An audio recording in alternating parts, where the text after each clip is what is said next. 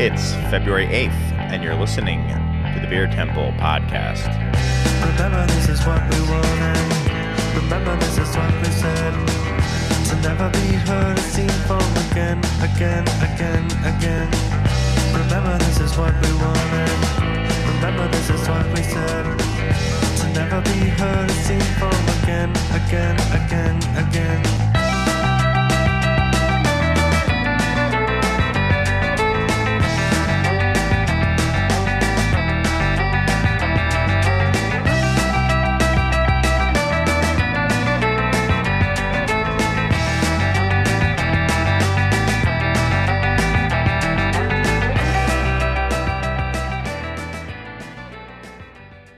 Hello, and welcome to the Beer Temple podcast. I should also mention very quickly, it's 2022. So it's February 8th, 2022. Tuesday, 2022. Yes. 22822. Yeah. 22222. Yes.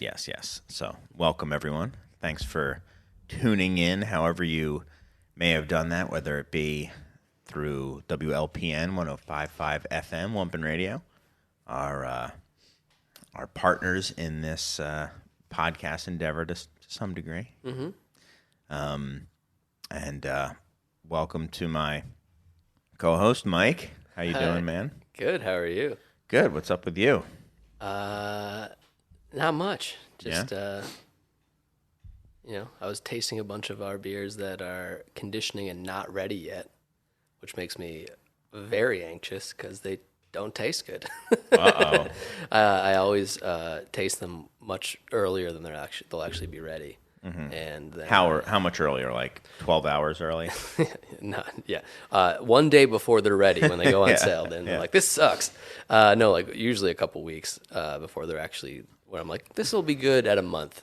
You're like, I'll taste them like 2 weeks, 3 weeks in, and be like, I'm screwed. These taste horrible. I'm going to ruin my whole reputation. Mm-hmm. And then Those are always fun. When they're ready to come out, it's like, oh, they're fine. You can ask my girlfriend. I'm notorious for like bringing some home, being like, this will be fun to like drink with dinner, and then being like, oh, I'm so screwed. These are terrible. They're all terrible. I think I might lose the brewery. Yeah. My life is over. And May I pass the salad, please? And then she's like, weeks later, she's like, how is that going? I'm like, oh, it's great. Yeah, we sold all of it. So now I just don't tell her how bad they tasted to me. Or your customers who buy it all, apparently. Yeah, no. If you read our Instagram descriptions, they're very thoughtful, well written about beers. Yeah. This beer I remember having 2 weeks ago and thought it tasted like garbage. I had an existential crisis over it. But you'll like it. Yeah, I have a monthly existential crisis when I taste the beers too early. Yeah. Well, thanks for taking time from drinking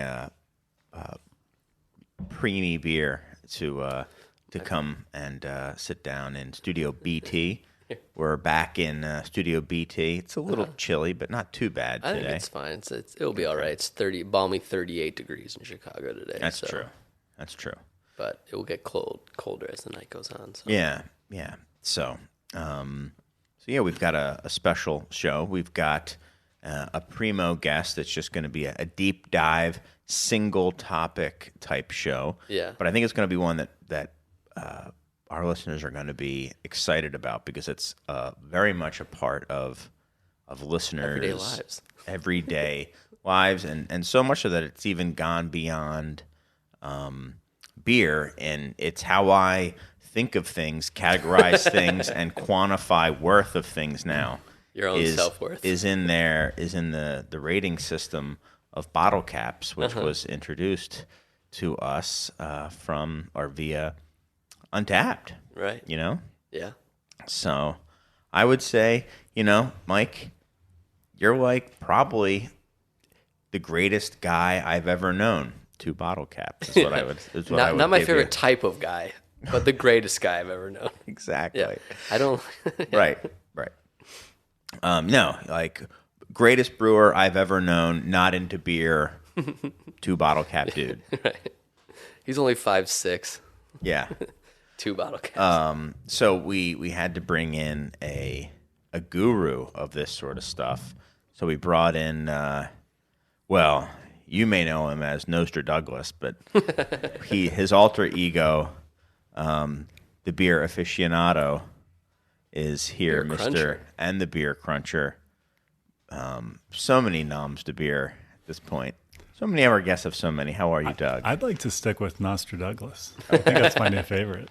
I might change my blog to that. That would be awesome. I mean, Your Twitter name should be NostraDouglas. I make my wife now call me Obi Chris Quinobi because it just rolls off the tongue. Just at certain times. Yeah. In certain situations. Right.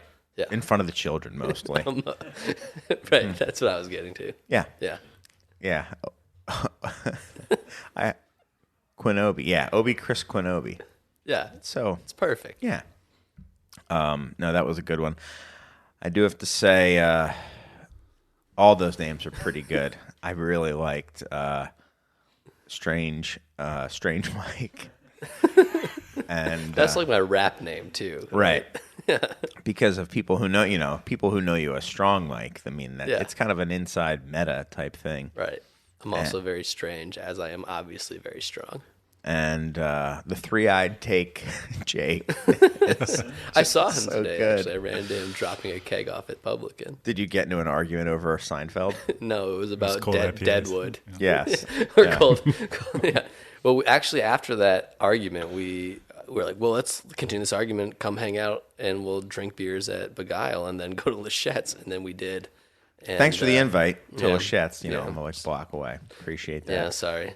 you're not. We both we drank so many beers and had so much schnitzel that we were going to finish the night with some Julius Ector half, and it was too heavy. we Nice. both left like 3/4 of a half on the board when we left. Nice. 'Cause we're just like, I can't. That hadn't Well, happened in a while. Doug and I are going to go there, and we're going to go to a Fat Joe's bar, which is, I think, right around the corner from your house, and then not invite you. Oh, Big Joe's. Big Joe's. You're going to watch turtle racing. Yeah, we're going to watch turtle racing at Big Joe's, and I'll let you know after the fact. All right, I'll show up. But it's a little different, though, because you don't have a love for Big Joe's like I have a love for Lachette's. I do love Big Joe's. You just didn't know about it. Oh, okay. Well, now I Yeah, do. I've been there quite a bit, actually. Anyway, before we get into the meat of the episode, you guys who thought we were already diving, they're getting right into the meat of it. Wow. The schnitzel of the episode. Yeah, we're getting right into the schnitzel of it. I wanted to give some thanks to some beers that were sent our way by some friends of the show. I'm drinking the Eagle's Nest, not just a Eagle's Nest, the Eagle's Nest by Mad Fritz. Friend of the show, Niall from Mad Fritz, sent us a nice care package. So I've got a couple here. We opened up a few at the shop, and also my boy Rob from What up, Rob? from I have to remember the name of his brewery though. His Super new Moon. one, Super Moon.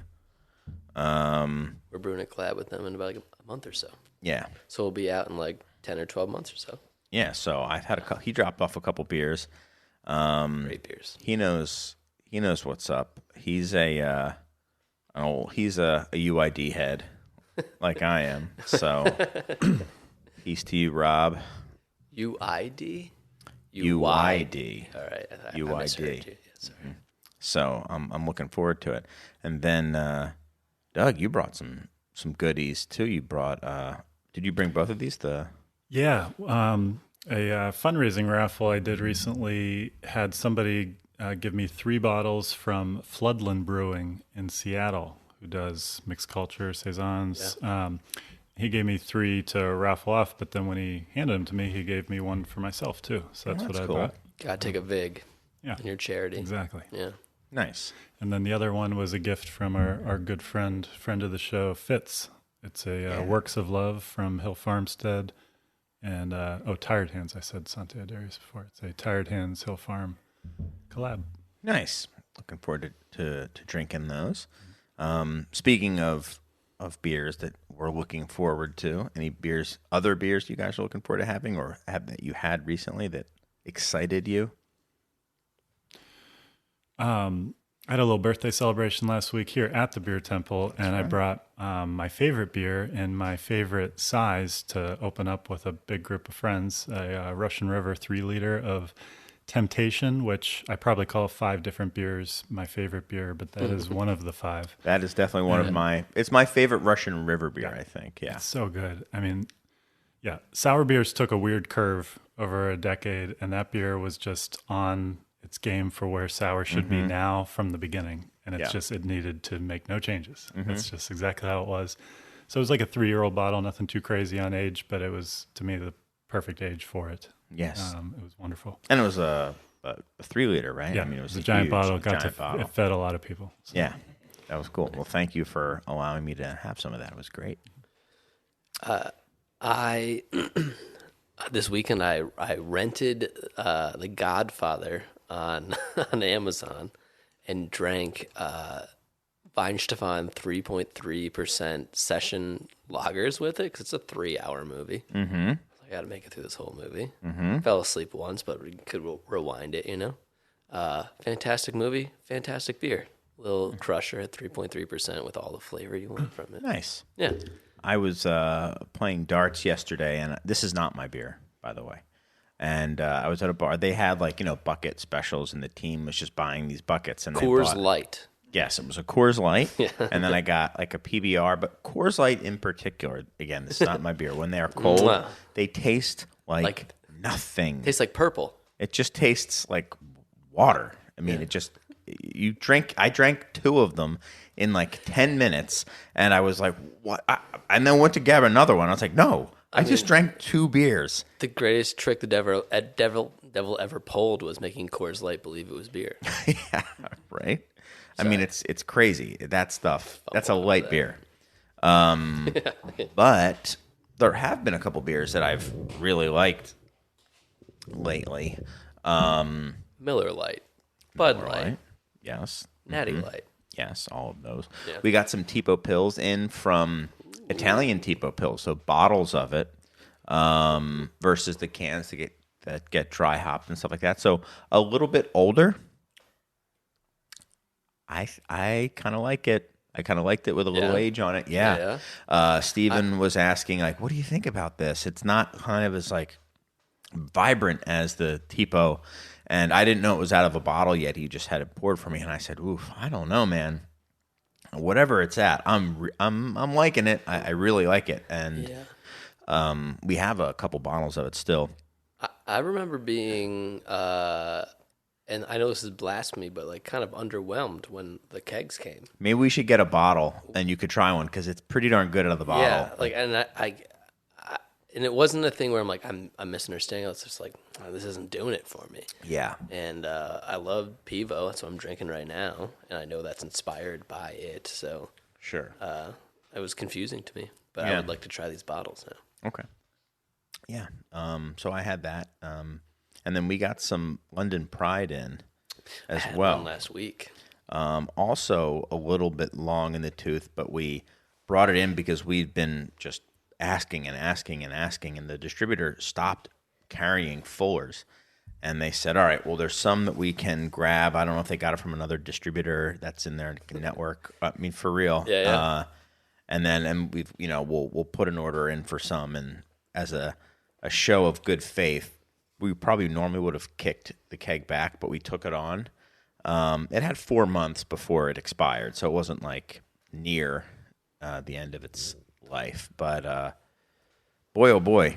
Again, I just realized we had a really, really good list. I felt a good beer, and I just kept going back to that. Like, I don't really want anything else. I just want to drink this London Pride. Partially because it was just so easy to drink. Sub 5%, plenty of body, plenty of flavor, and just, I don't know, like kind of all I wanted at the time, Old Serge and I kicked a couple of those back after the podcast last week. Yeah. Right, Serge? Yeah. He's saying yes. Yeah. He did he did a fade. Yeah, he faded. You saw us One fading fade down. for yes, 2 fades for no. Yeah. You're someone for whom diacetyl is a real deal breaker. Yeah. You got no diacetyl on that thing? So in those beers, I think there's like crystal malt that can get very close to that diacetyl character. And I've had London Pride. So here's an interesting story for maybe there's one person out there who will find this interesting. It's me. But I was at the Chicago Beer Society picnic. There was a keg of London Pride, and there we had there was a debate: is there diacetyl in it? And this is exactly the place this should happen. Right. So on one side there was like Randy Mosher. I was on the opposite side. Randy said there was diacetyl in it. I said there wasn't. Yeah. There's a gentleman by the name of Matt Granstrom who is probably the greatest super taster I've ever met. This dude he's not in the industry, best palate of anyone I've ever met. So I actually went and found him. I was like, I'm asking this guy. I don't care what Randy Mosher says. This guy. I think we had at least one like grandmaster BJCP judge tasting it. We had this, and there were people on both sides being like, there is diacetyl, there isn't diacetyl, and it wasn't like there were people who were, they're judges and they were not diacetyl blind, and it was that close where they were trying. Some people said it was diacetyl, other people said it was the malt character. Yeah. But it's crazy how at that point does it matter? No, it doesn't matter. And it never really matters if you're enjoying the beer, right? Right. But I remember drinking that with Serge, and I'm very insensitive to diacetyl. I'm not completely blind, but very insensitive. And I got a lot of flags of things that I would normally get with diacetyl, where I can't really smell diacetyl very well, but I can feel it more in my mouth. Mm-hmm. Didn't feel it as much. Smelled things that I'm like, this might be diacetyl, but I don't know. We just enjoyed I think it's crystal malt. I think it is crystal malt. And I'm very insensitive to it aromatically. Yeah. So if you came to me, I'd be like, no, there's no diacetyl in this. But you brought me Pilsner and Cal. I'd right. be like, no, it's perfect. But it was also a great experience to have people on both sides who were legitimately experts at tasting beer. I mean, the guy who wrote the book Tasting Beer was one of the people who's probably wrong. who didn't we didn't know. I was pretty confident it didn't have it in it. Mm-hmm. Mastny, I think, was on my side too. He's a pretty good taster as well, Steve Mastny. He's like a savant. Yeah. A savant in a lot of things, but particularly at tasting beers. We couldn't find Stevie Hamburg. He was going to be the final word on it. Another, I think, master BJCP tasting. I think he's like a Cask Mark. He's the head of like Cask Mark USA. If you go on YouTube and you look up cask conditioned beers, one of the first 5 things that comes up is a lecture by Steve Hamburg. Yeah. I've watched it. It's great information. Dry, right? Very dry. Yes. Anyway, so now we can move on. But if I will leave people out there with this is, nobody has a perfect palate. No one. Mm-mm. Not for every flavor in beer. It's just not. It's not possible. Right, and also even people that are very trained will have contextual clues that will lead them down a path that might not be correct. Right. But we're not here to talk about scientific information. We're here to talk about Untappd. No, I'm hottest kidding. takes. That's a joke. Quite the opposite. Yeah, I'm joking. So Untappd, right? I mean, I was going to start with kind of the beginnings of this, and then we can kind of talk about what position it holds. I'll also say that originally this show was going to be one of the why this sucks and why we're wrong, but we kind of changed it. It's still kind of that. I think that the format of that show of us being like, let's complain about something to have someone convince us we're wrong might not work when we're the two hosts of a show saying, this sucks for a couple hours, and then be like, you tell us why we're wrong. Right. And the guest thinks it sucks too. Right. So it's it's the evolution of that. It's the next genome of why this thing sucks, but why we're wrong about it. Because there are some good things about Untappd. There's certainly some beneficial characteristics, but I think we're going to start with just visceral things we dislike about Well, let's start with Untappd. what it is. Let's define it. Can Sure. you Good define point. it, Doug? Like, what is Untappd? Sure. I'd say, especially today, Untappd has evolved into a application for your phone that contains a database of pretty much every beer ever made, including your friend's homebrew, all the way up to the beer, all the way up to Bud Light. And it also has pretty much every venue, every place you could be enjoying or have purchased beer in there. So you can tag any type of any beer you're enjoying. You can check it in. You can choose to give it a rating. You can choose to say where you are drinking it or where you purchased it. And there's just like a whole list of data points that you are welcome to give them, to give yourself for your own log. And when you post, that can then show up in your friend's newsfeed, because you can, just like any other social medium, you can friend the people you know or like or just want in your network, and then you can see what they're drinking, what they're checking in. If they chose to rate the beer, you can scroll through a feed. And then it becomes a resource for just seeing what the general population thinks about a given beer, or what is on tap at a given venue for sale at a given venue. So it's actually a pretty, I'd say a pretty impressive, complete list of a lot of things that link together in this app. That is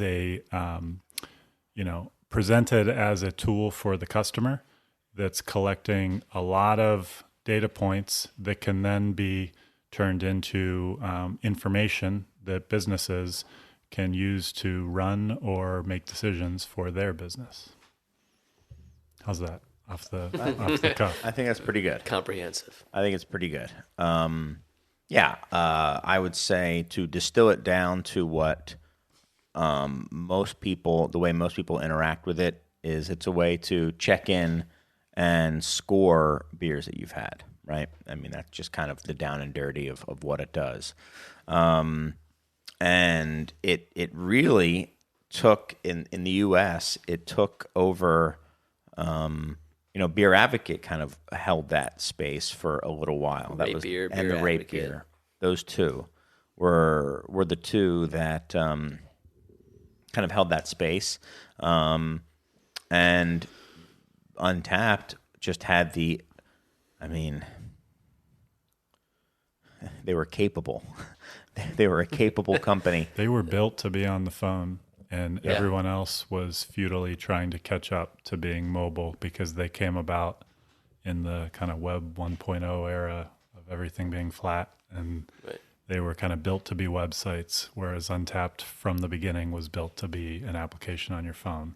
They had a head start that these small competitors of theirs with just a couple people could not catch up to make an app that was as good as theirs. Right, and the real impact of that, right, is that instead of it being a multifaceted aroma, appearance, flavor, overall kind of assessment with a rating written after it, it's a bottle cap score, and then if you want to write something, you can write 140 characters.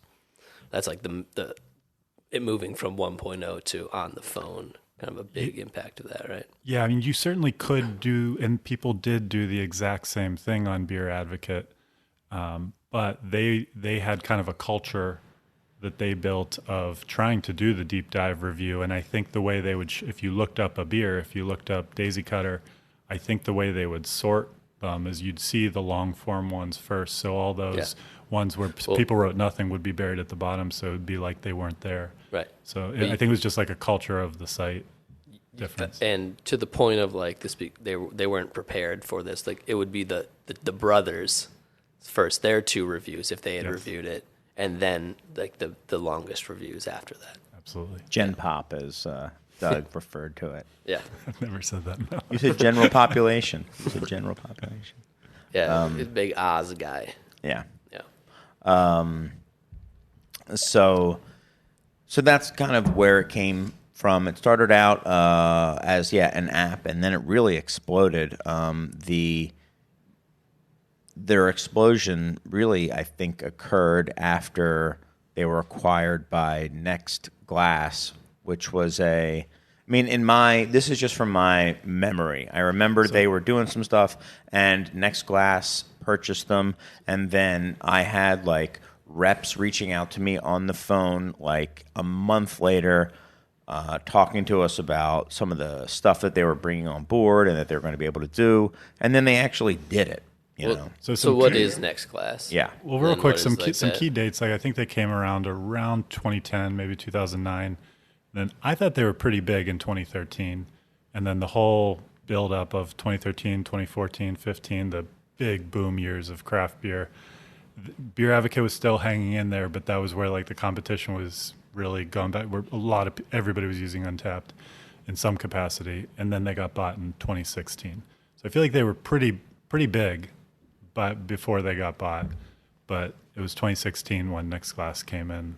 And I was if I had to guess, I would have guessed that they started getting big in 2015. 2013 sounds a little early to me, but perhaps not. Doug's a little more tuned into the newer trends than us. He's on TikTok. The newer trends, yeah. Before that, did NextGlass own anything? Do you know? This is me. I don't know. They own some. They were trying to create an app where you could scan a beer label or wine label, wine label. They had this big campaign that I think was a huge flop, where they were like driving around the country in a bus, buying every beer, because back then it was actually achievable to like try at least all the main beers of every brewery. Every brewery didn't have a zillion one-offs like they do now. And there weren't 9,000 breweries. They were trying to not only database them like Untappd, they were trying to kind of control the information instead of it being kind of user controlled. They were trying to do something with scanning of the label, where you would if you were in a grocery store, you could scan it, and then all the information you could want would pop up. And I think they realized that was like a never-ending hell vortex to try to do that, and it would quickly get worse and worse and more impossible as the months went by.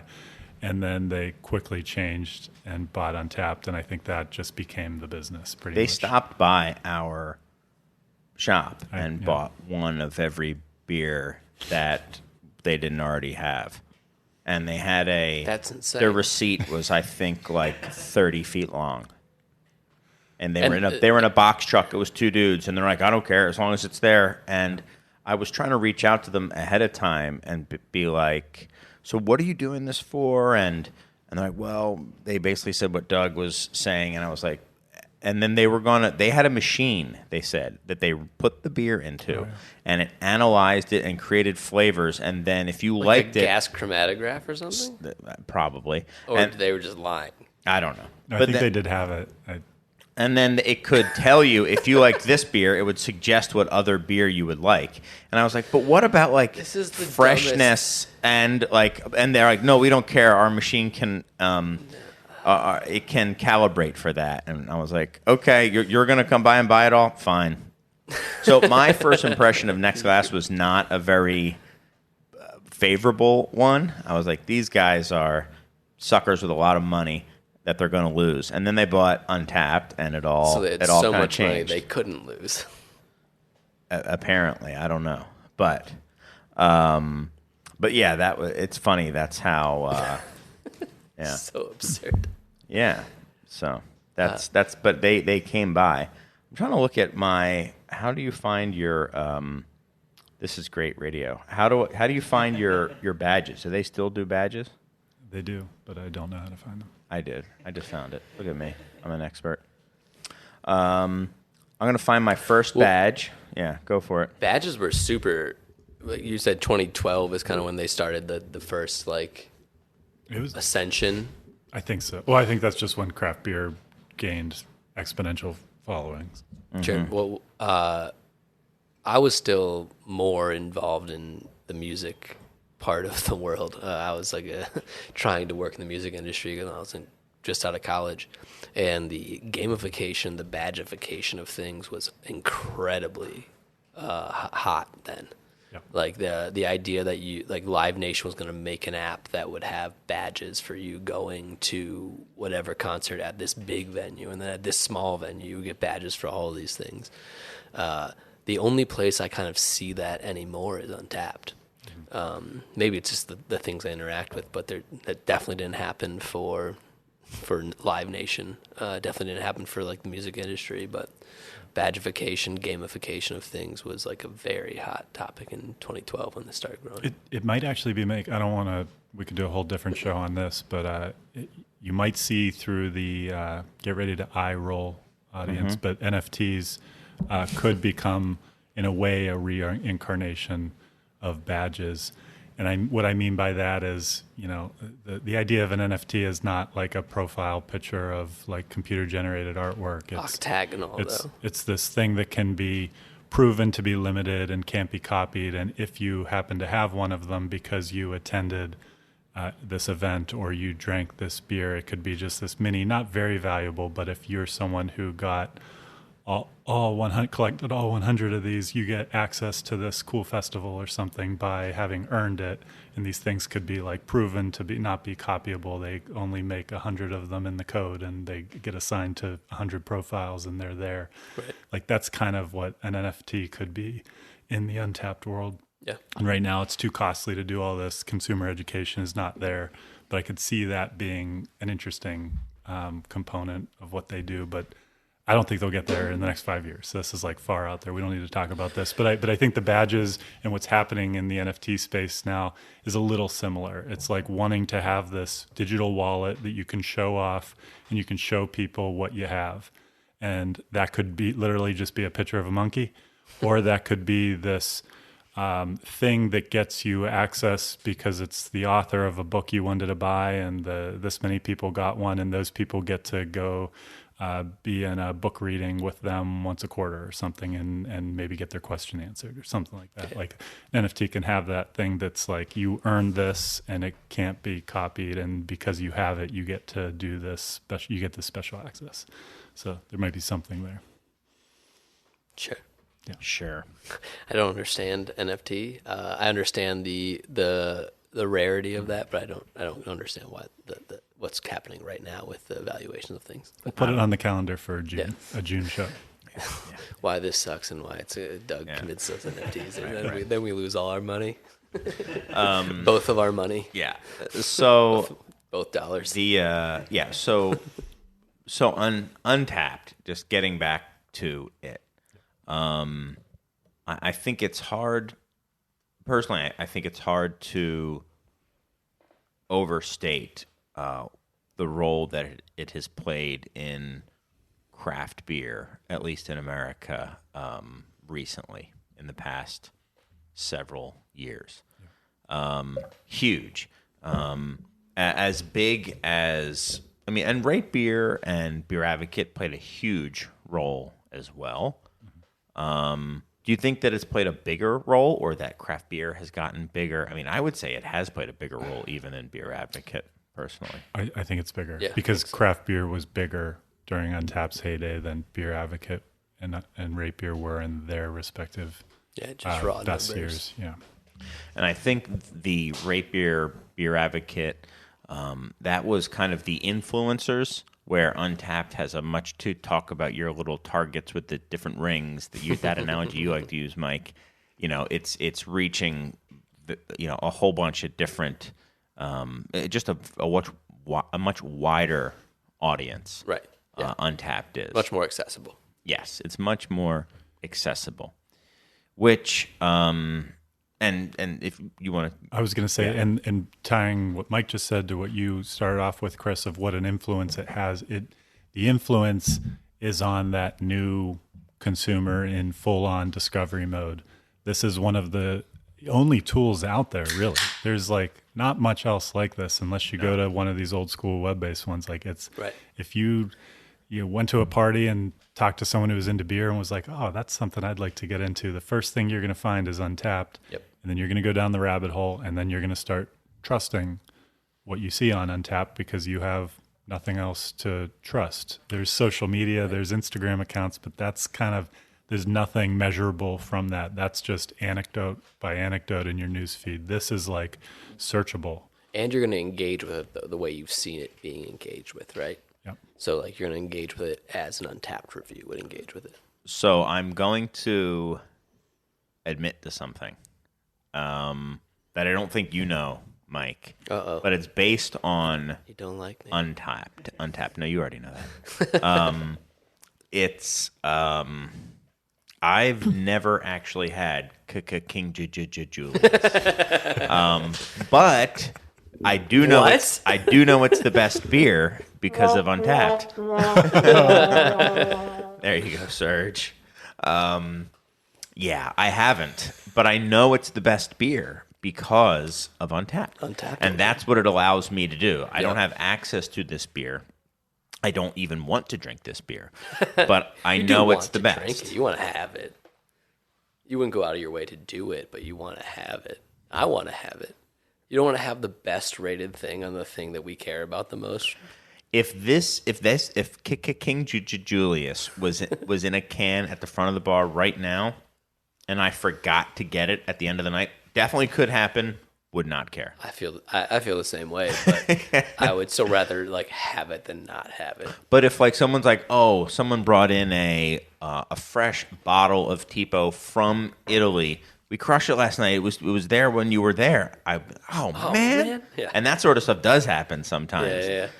Yeah. King Julius would not be one of them. Yeah. Yeah. Sure.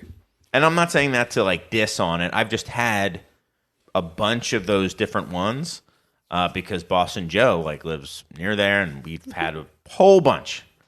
And I've had the green, and I've had Julius and stuff like that. They're good. They're just not my thing. They're almost just mocking right at that point, where it's like put some more kegs in front of it, add some more alcohols. Right. So why don't you break down like your complaint here, which is the rating system? Yeah. Well, first of all, I have to admit, there's part of it I love because it's so great to be able to make fun of it. The bottle cap thing is awesome. I do like rating tables or paint colors in terms of bottle caps. I think it's good, and I do think it is a wonderful metaphor of how you are just taking something and reducing it to about as simplistic a score as you possibly can, and then making it all the more ridiculous by making it a sliver of a bottle cap, which to me just makes it that much more ridiculous. It's not even a score, it's a friggin' bottle cap, so that to me is a love-hate thing, but that's really what I dislike specifically about Untappd and generally about rating sites. Is you have a bunch of jackasses rating stuff.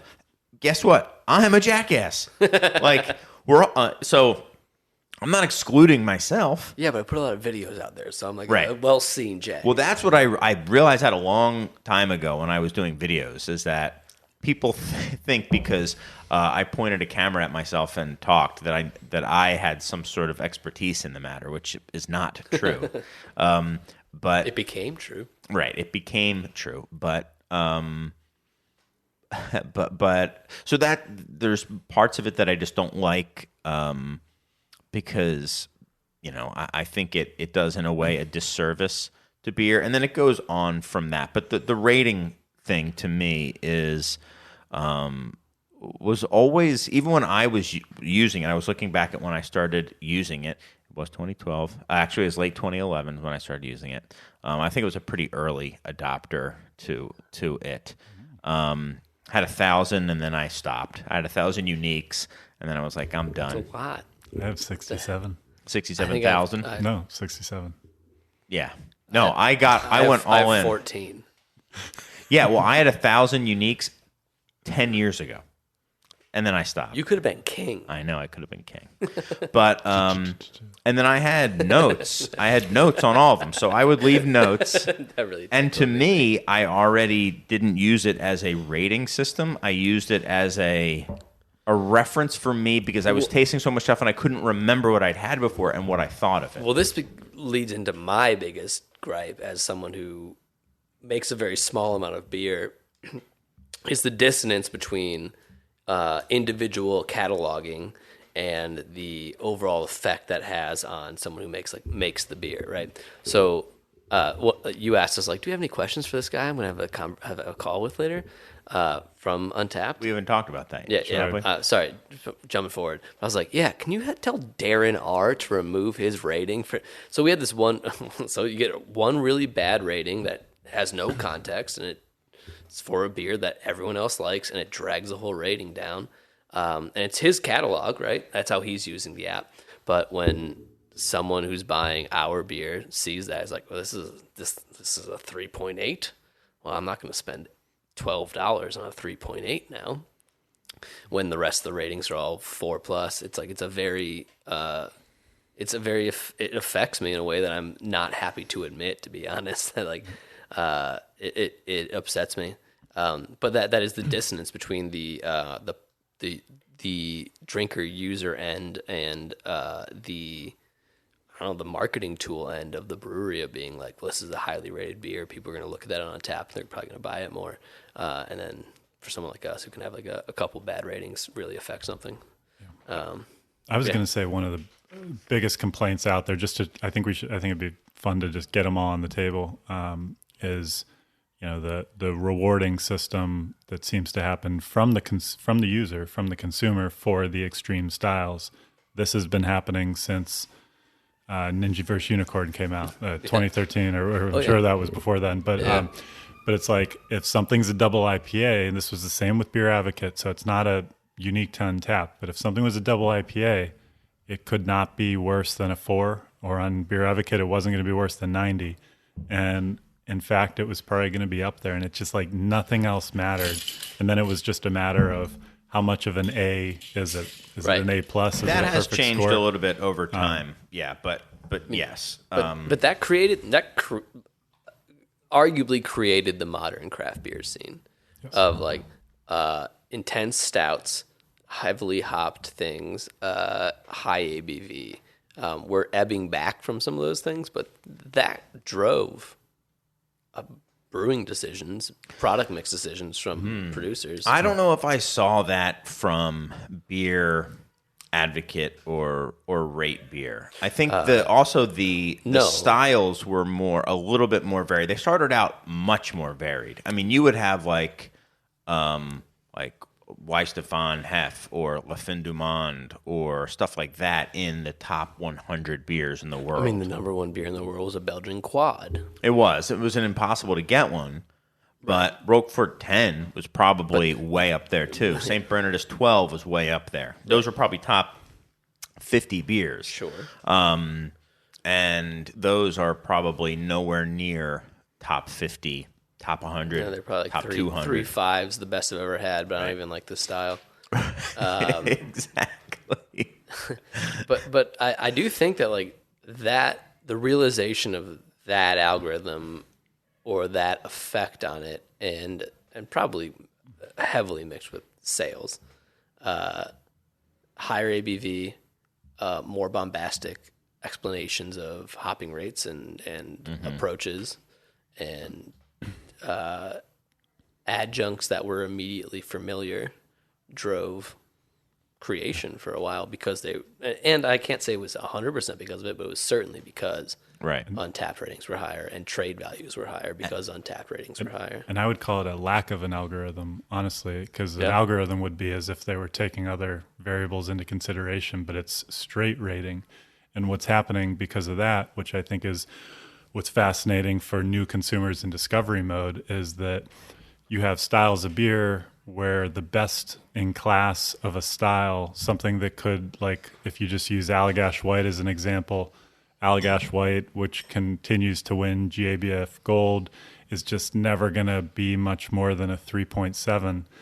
And then when you have this new consumer in discovery mode and they see Allagash White and they're checking Untappd on their phone, they will never pick it up unless they happen to have someone they trust more anecdotally tell them, you got to try this. It's the best. But that 3.7 is going to be in the head of a lot of people in these initial years, stages, whatever, of getting into craft beer. And that's kind of one of the scary downsides of Untappd from a new consumer. Now, once people get to a certain point of maturity, having enough conversations, they come to have all that downloaded into their head, and they know how to account for that and adjust around it. But that takes like years and years of, conversations and being in the hobby, if you will. I mean, that might be a discussion for later in this conversation, or maybe it's for right now. But like, we all got in this because of word of mouth and talking to people, and maybe a little bit of like what Rapier Untappd said, or people we're talking to online. But if no one's telling you to drink Allagash White,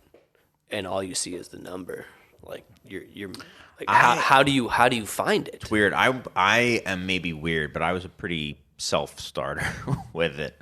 Sure. But I mean, yeah, there's a lot to unpack from what Doug said.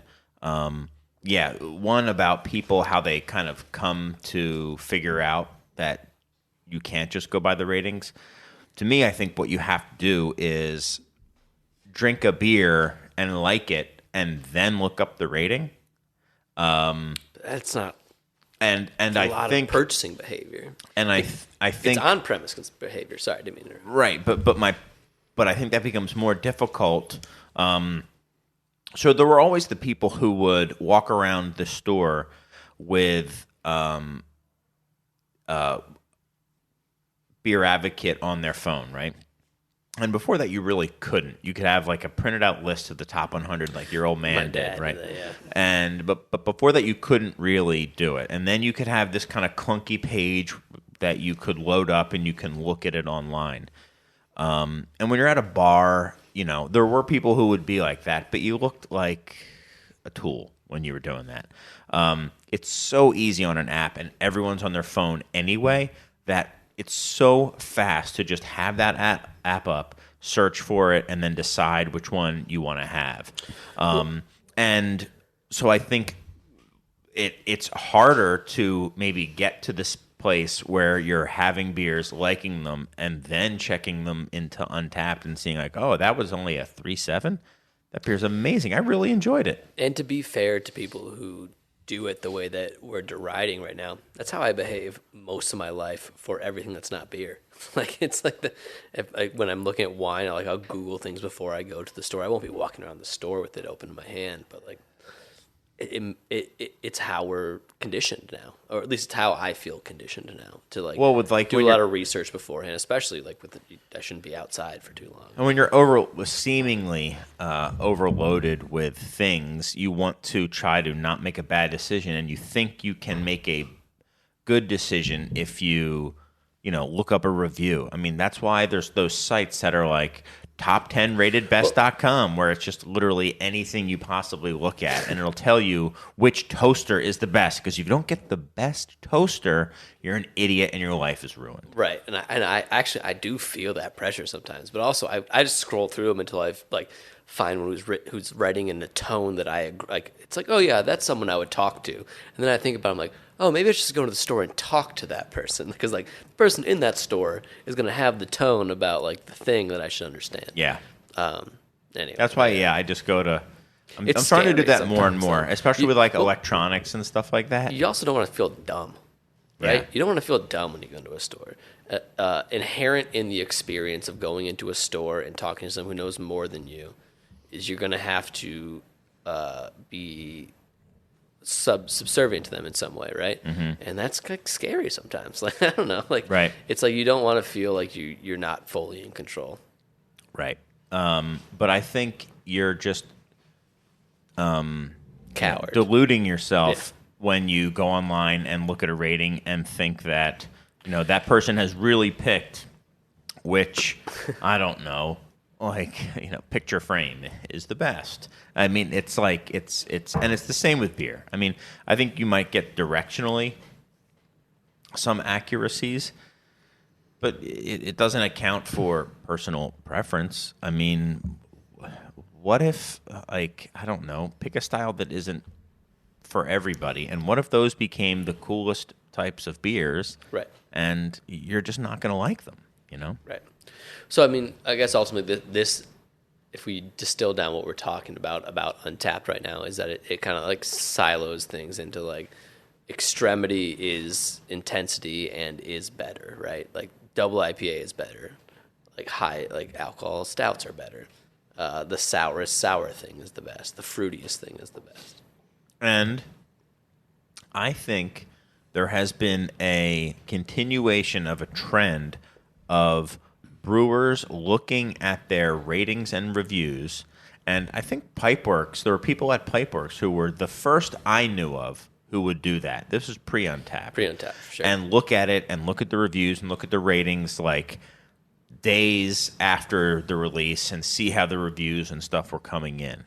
And I think that now has become much more normal. That's become normal. Like, that's just what a lot of brewers do now, I think. Yeah, I mean, and it makes sense to do so, right? I don't know. If these people are your most vocal customers, depends on how much beer you make, I suppose. If you're making a small enough amount of beer that the people who are engaged and rating your beer on a site like Untappd are a significant percentage of those people, yeah, that's meaningful. If you make so much beer that those people are not really that meaningful for the data set, then no. I think that's accurate. I think the smaller the brewery, the more they're checking. And the more it will be representative of how people actually feel about the beer. Agreed. Yeah. Just statistically, probably true. More representative of how, right, because the check-ins represent a larger percentage of your overall. Yeah. Sure. Okay. Right. But if you're was and you only make 400 bottles of any given thing and you get 40 check-ins, that's statistically significant amount of check-ins. Yes. If you're Revolution and you make a bazillion, is that the correct amount? Cans of Anti-Hero? Bazillion? Batrillion. Batrillion, yeah. Sorry. Batrillion amount of cans of Anti-Hero, and you get 10,000 check-ins. That's not a statistically important amount of ratings. I could give you an example. Nobody at Revolution would ever even think or care to look at the Untappd rating of Anti-Hero. Right. What we're most likely to look at is if we have a barrel-aged release and put some one-off random variant on tap that was aged in some weird barrel, and we're just curious if people liked it, and there's literally a keg of it. Right. I'm much more curious on the results of that than I am what the last 1,000 people to drink Anti-Hero said, because it just it doesn't matter. 380 pours of this thing, and 40 and 100 people rated it a 4.2. That's good. I've never looked up Temple of Death. It's the only thing. And I've never even looked it up, never thought to. It's just kind of interesting. I don't know. I bet it's higher than Anti-Hero. That's my prediction. That's your prediction? Yeah. I don't know. Maybe. It's also, that goes back to some of our favorite beers have some very undiscernibly low ratings, right? You can't figure out why it got to that number. Because even especially the Allagash White is the perfect example you brought up. I've never had a bad one. I've never had one that I would be like, this is 467, by the way. Of Allagash White? Temple of Death. Oh, it's fine. Pretty good. It's very good. But Allagash White is always hits exactly what I want it to have. Yep. But it's not a 5 out of 5 bottle caps. It's a 3.7 out of 5 bottle caps. I looked up today, the one that came to mind first. Chris, what was the winner of your blind Pilsner competition? Trumer. That's what I thought, and I looked that one up, and it was 3.47. Yeah. Which is not really good. bad. A lager can get to 3.9, 3.8, 3.7. And I share, not to maybe your extent, but I love Trumer Pils. And I looked that one up first, and I was like, oh, that was a little punch in the stomach. That's a great one. 3, 4, that's 7. a great one. Oh, I mean, that's a D. Yeah. That's a D. Yeah. That's a D. Yeah. Okay. I mean, my favorite. Do you have a rating system this is a D? I'm just turning it into school grades because yeah. That's in the high 60s if you were, or 6 point. If you're turning into a 100-point scale, that'd be right, 4 or 5 is a 4.0. But you haven't adjusted for style, though.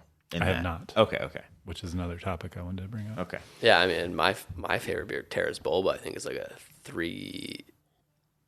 6, 7 or something, very low like that. I didn't actually look it up today. That's low. But okay. It's not, that's high, not terrible, but it's also just brutal.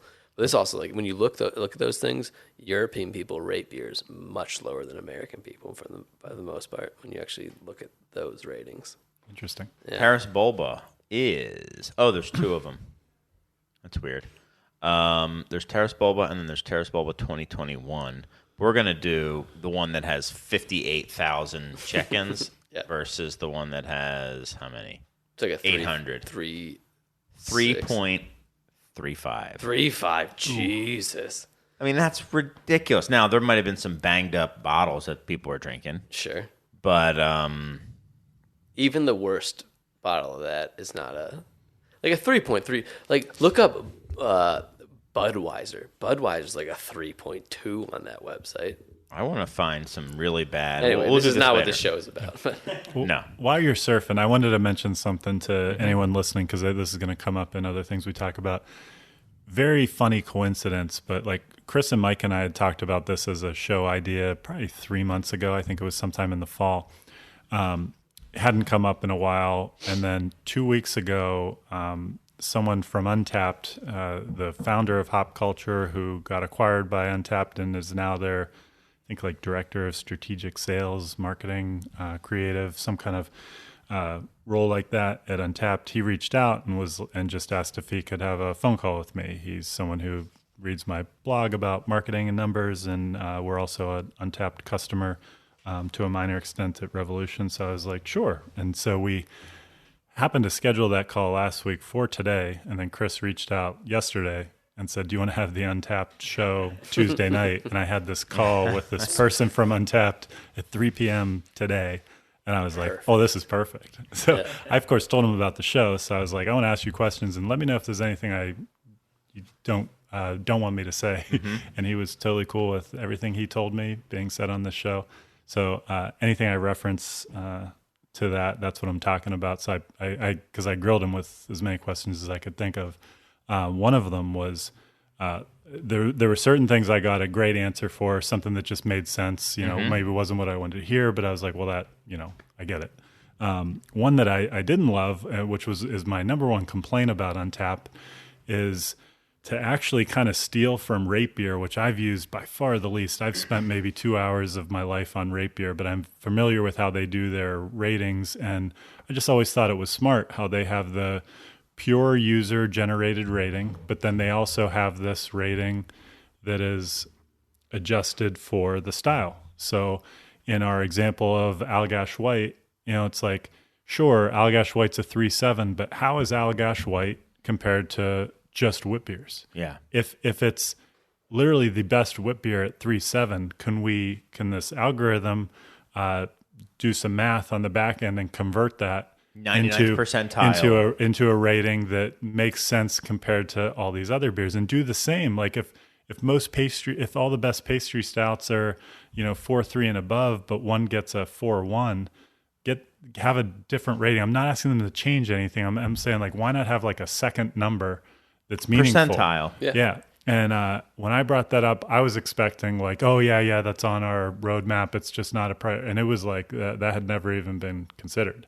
So I was like, that is surprising. So yeah, so that's very surprising. Was it not like it hasn't been considered, and like that's interesting? Or I shouldn't say it's never hasn't been considered, or like we're just not interested. Yeah, sorry, I shouldn't say it hasn't been considered, but it sounded like I gained no confidence that this was something we'd see in the next couple of years. It was like they give no. Like the way he said that's an interesting idea was like, okay, this is nowhere close to happening. Sure. And I just thought there's more opportunity than just this number. Like there's other things you could tell about a beer. I said, another thing I said, not to complicate things, but I was like, what if you made some kind of deal with the BA and you showed that, and I kept just using Allagash White as an example. What if you showed the medals? Like you had just this little, almost like a badge, but on the beer's page, if they won medals, and just pick one competition. And like that's the blind Pilsner tasting at the beer temple.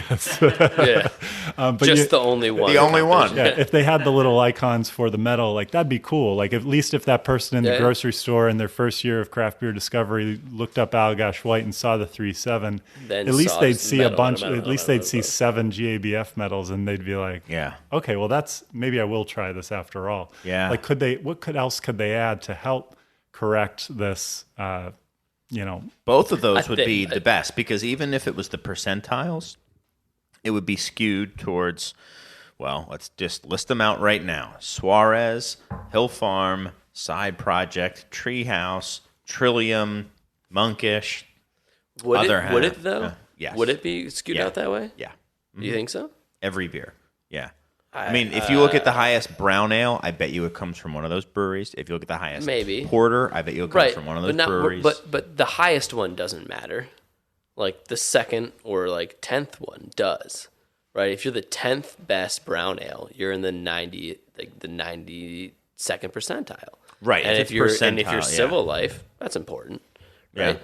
Like if you're the 90th percentile of white beer or like Belgian wit beer, that's important. Yeah. If you're in the 90th percentile of double IPA, who cares? Like, might as well not. Well, if you're in the 90th percentile of double IPA, that's also huge. Yeah, but you can like probably trade with someone to get like the best one though. Right, true. 92nd. I'm trading up. I'm getting a 92nd percentile.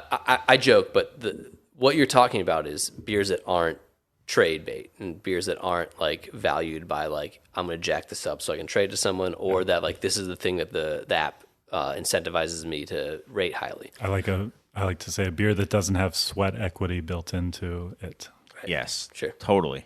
And I think it's a great idea because it also would help, I think, reverse this brewery obsession with getting beers that will score highly in Untappd. If there's this other thing where they could, everything's been gamified in life now, and I'm sure brewers are trying to gamify this too. Like, well, I'm gonna make the best gummy bear beer, and if it could be like, well, let's do a classic. Awesome. Whenever we do our classic styles, they suck. Why do our beers only rate well when I put Snickers bars in them?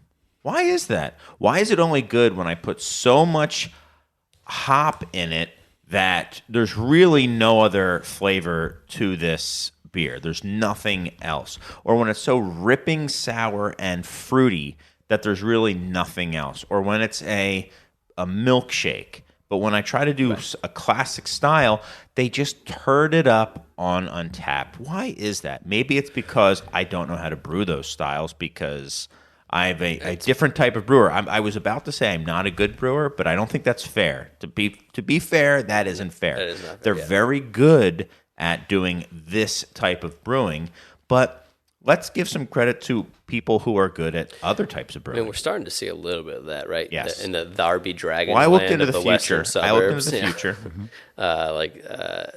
Goldfinger and Art History and Roaring Table. They're all doing a great job out in the western suburbs. We got two of them in since you guys brought it up on the show. They brought in a pub ale. All the things that you wanted are happening and where Pilsner. The dragons are. Yeah. Their pub ale was amazing. Their Pilsner was really good too. So that was very exciting. But anyway, kicked out some Revolution and put them in. There you go. There's 2 Revolution beers on tap. You can't play that card. No, we had you guys on. You're on cask. I'm just joking. Yeah. Anyway, sorry. Go on. I don't know. I wasn't more to say that, but that's happening with these breweries. I feel like are not as quite tied into the rate, the Beer Advocate, the rate beer, the Untappd ratings. Mm-hmm. The guy at Art History is going to make his beers. Goldfinger was only going to make lagers. And if they had been like, well, we're going to make whatever sells the best or whatever is like the highest rated, they wouldn't be the breweries they are. But like when you start not looking at those, you can make those things. I look at them all the time. It has very little effect on what we make, but you have to like be committed to making something as a producer to actually break through any of that. Like, if we made a double IPA, it would be a 4.25. I think we should make it we should make an effort at getting this percentile thing and the badges, because I think both of them are worthwhile. Or the little icons of an award or something like that. Not that none of them. The percentile is probably the most accurate, but the fact that you want a GABF isn't, I think, everything. either, because I think those beers are maybe going in a direction that a lot of drinkers don't want. Well, maybe they like a wit that has some Earl Grey tea in it, like the one from Fontaflora, which is amazing, but is never going to win a BJCP-based, medal. But it's a great wit beer. Sure. I mean, it's also like we don't want to fully discount like crowdsourcing of ratings. Right. So like the percentile rating on that app is a great way to do that. Yeah. It's also something that people that have been drinking beer for 12 years are very, very comfortable with. But the GABF Metal one is one that looks very good on like the Shelf Talker as well. Here's my other crazy idea, and I don't love this. I can be as much a critic of this idea as I am a proponent, but if there was something like being a certified Cicerone that we decided, I would love to be able to look at an Untappd, a beer on Untappd score, but I'd love to see the rating only by people who are certified Cicerones, or of course the higher jackasses, yeah. So what if there was a way to like become verified, like a much less significant version of being Instagram or Twitter verified by having a Cicerone certification? So at least shows that you demonstrate this higher proficiency. You took a written and drinking test that's fairly difficult to pass, and what if you could then, those people could get their status verified, and then as a user, there's just like one other little thing you could click on a beer's page where it would change the rating for what a certified Cicerone thought. That'd be interesting. I love this because it's also like selective gatekeeping, right? Yeah. If you don't want the gates to be kept at all, just look at it as it is. If you want it to be kept by people who like actually are trained in it or care about it, then you can. Yeah, it wouldn't be the default. It'd be this other thing. It would be this option you had. Yeah, I think that's fantastic. Did you present that to them? I didn't. All right. That one could be weird. It could be gamed. Call him back. Star 69, that guy. Let's see what he says. It could be gamed too, but it's I don't know. Everything can be gamed though. True. But probably harder to game that, I guess. Adding a filter as an option. It's like the tomato meter. It's like when you go to Rotten Tomatoes, where you can look at like the experts versus like jackasses like me. But like adding an app, it's just like there could be one that's a 10,000 plus Untappd check-ins, and that could be one, and then it could be certified Cicerones, expert Cicerones, like whatever level they have. And even forgetting this new score you get, what if like if you go to a beer, you go through a page, you have to scroll a while sometimes to find someone who wrote anything. Yeah, and then you do, and then you have to scroll a bunch more just to find the second one, and you kind of assume that if you can filter by just Cicerones, those people are more likely to take the time to write something, and it might be a little more detailed. Up their character. Give them double character limits, too. Like, instead of 50, give them 100 character limit or whatever it is. Because that's what was the problem with when I would do it. It's like I couldn't write even like the basic of what I was thinking about the beer. Couldn't even get appearance out. Yeah, exactly. The golden hue is, it's a bright striking golden color. Is striking in the autumn evening. And you're out. And I put the glass to my lip, and then it cut off. Yeah, well, you're writing some like Philip Roth style. Yeah. Stream of consciousness. Some beatnik type shit. Mm-hmm. Sorry. I do. I think that would be cool. I don't think any of that's going to happen, and I don't think there's any motivation for them other than like altruistic motivation, and I don't think this is not a passion project. This is a money making operation for them. It is, and when I talked to Kenny today, one thing he said that's one of the things that stuck with me was he said that they have 100 software developers and engineers at that company. And he said before they brought him and his team in, they had like no marketing, creative, anybody on the visual, which if you look at that app, that's not surprising. Like it's looked exactly the same for 12 years. And that's one of the things that's always like kind of been a turnoff for me is like it looks dated. Mm-hmm. And so I think I think they care about these things. I just think they're like super, super technical, and they actually need more of the marketability more emphasis put on the user side, and I think a lot of the focus has been on what they can sell. 100 developers sounds to me. I wonder if that's a marketing person thinking that everybody who works on a computer is a developer. I mean, it might be also like database people. There's probably a huge amount of I might database have used the wrong work. term, but it was like IT is 100 people. Yeah. Okay. That I could see. I mean, 100 devs would be someone who... Let's just go anybody in the tech space side. Okay. But there's probably a lot of database management, being able to recall stuff, it quickly, having stuff kind of, cached and ready to go or whatever it is. But I wish there were a few more devs because, some of this stuff is really cool if someone could just, if there were a few devs just as like, all right, these people want to do it, you can get 2 devs or a small team of devs to just do your little projects as these side things. And maybe if one of them takes off and is a really great new feature, that'd be cool. It looks like you're trying to say something. Well, I was just, I love the idea of, for a company like them, they need people to create content on their site. And then most of that is just like micro little reviews. But if you elevated the status of certain reviewers and had these premium reviewers, whether they're certified Cicerones or something else we're not thinking of, that just like that blue check mark is powerful on Instagram to a celebrity, and when they get it, that's going to make them want to use this thing more or especially like someone who's kind of in between. Yeah. They're like a micro celebrity. When they get that blue check mark, that's like a game changer for them. That's like, I've made it. And what if you could do something on a smaller level in the beer world and what if you gave some kind of denotation to the head brewer of a brewery or any brewer at a brewery, and they got some kind of like a badge, but it's this thing that next to their name that's like an addition of credibility, like I brew for a living versus this person who just started bottle sharing a year ago.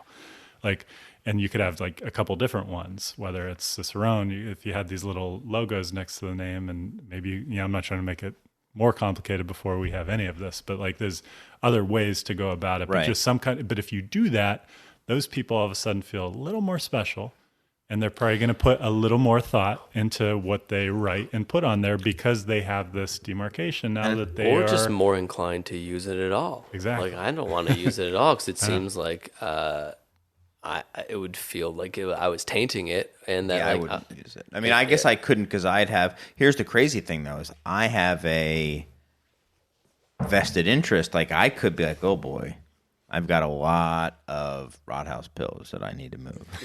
I better leverage my blue check, my blue bottle cap to start moving some of this stuff. Well, you can check it in as much as you want. Check it in.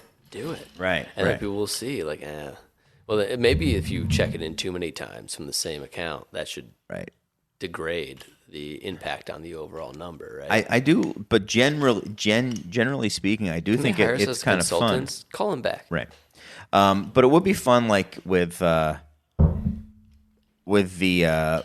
Untappd, it would be fun to see how it could be like with Rotten Tomatoes or a whole bunch of stuff. You can see how like professional, reviewers gave it a 98, general people give it, like a 30% or something like that. I mean, that's just that's what we're trying to do, right? It's go back to like the rate beer idea. Of, like, we need to get a wine opener instead of like style. It's professionals, right?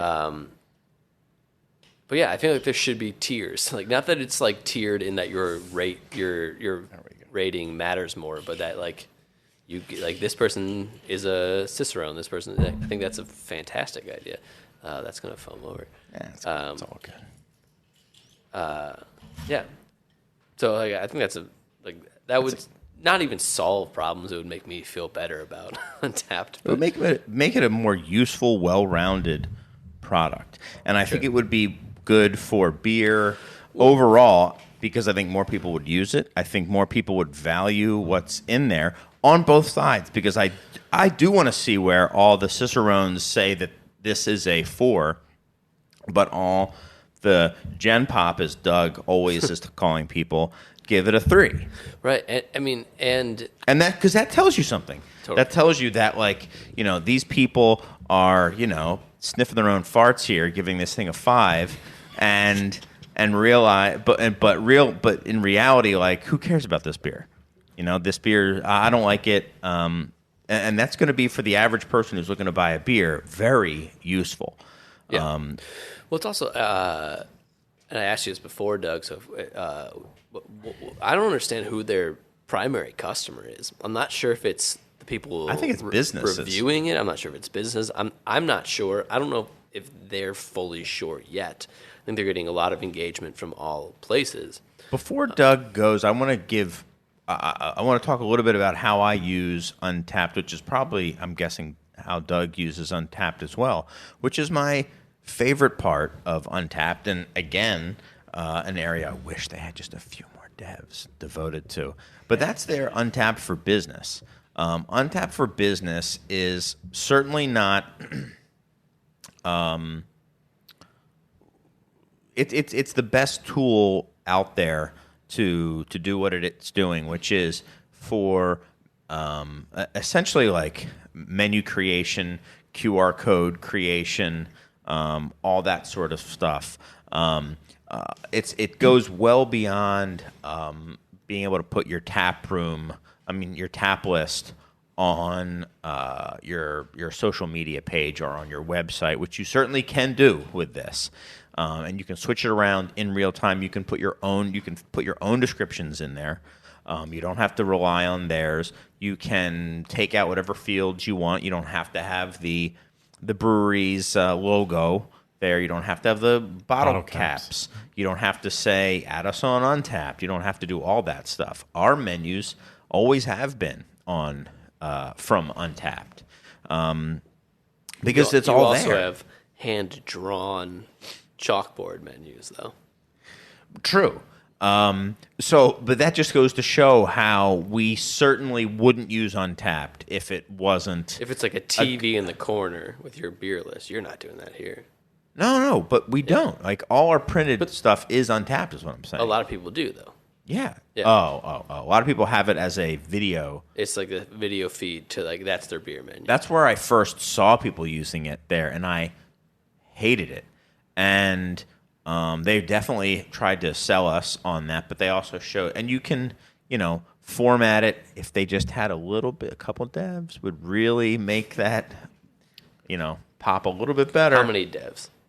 I just give a couple. Like 6 devs? No, just do 2 devs. 7 devs. 2 devs? 2 devs dedicated to little projects like this, and they could just update your templates, make it a little bit more. Drag and drop and customizable and stuff like that, and you could have some fun stuff with it. But that